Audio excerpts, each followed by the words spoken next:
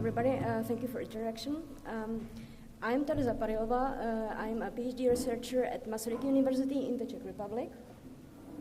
And I'm going to tell you something about analysis and visualization of social media content, which was actually our project with my colleagues.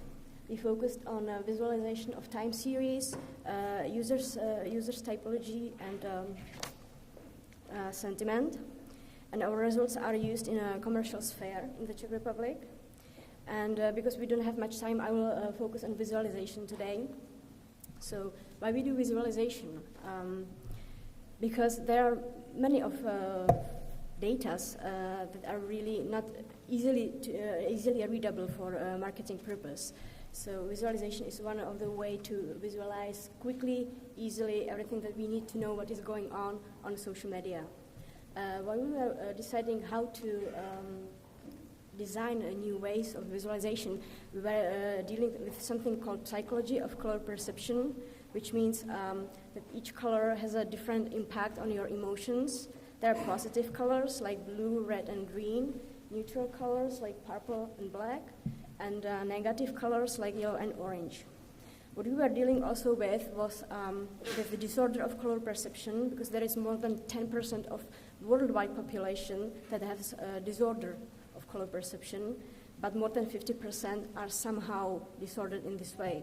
So you can see on these left and right shapes that normal perception people can see all colors, but people with a disorder of perception, they cannot see, for example, green, red, purple. They see just like shades of blue, yellow, brownish, and dark black.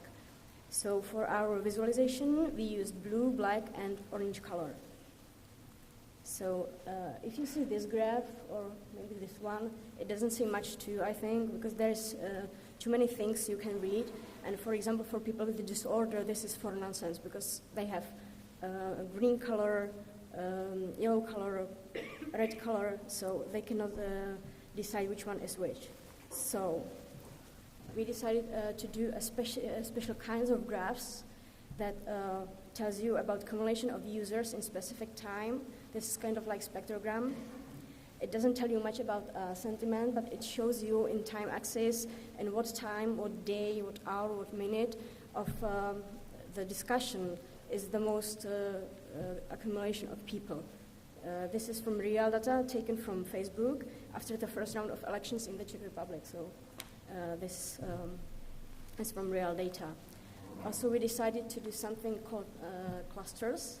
It's used also for accumulation of contributions of users or their contributions. This is very good for Facebook, where you can see friendship list, who is speaking to whom, who is friends of whom.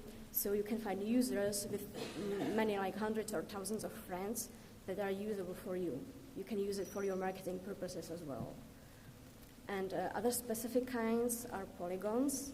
They are usually here to explain the relationship between keywords you are interested in, like, for example, in your domain, or topics that are discussed. So if you see the center, it's important for you because the center is a topic you are interested in, IT, oncology, cars, and so on.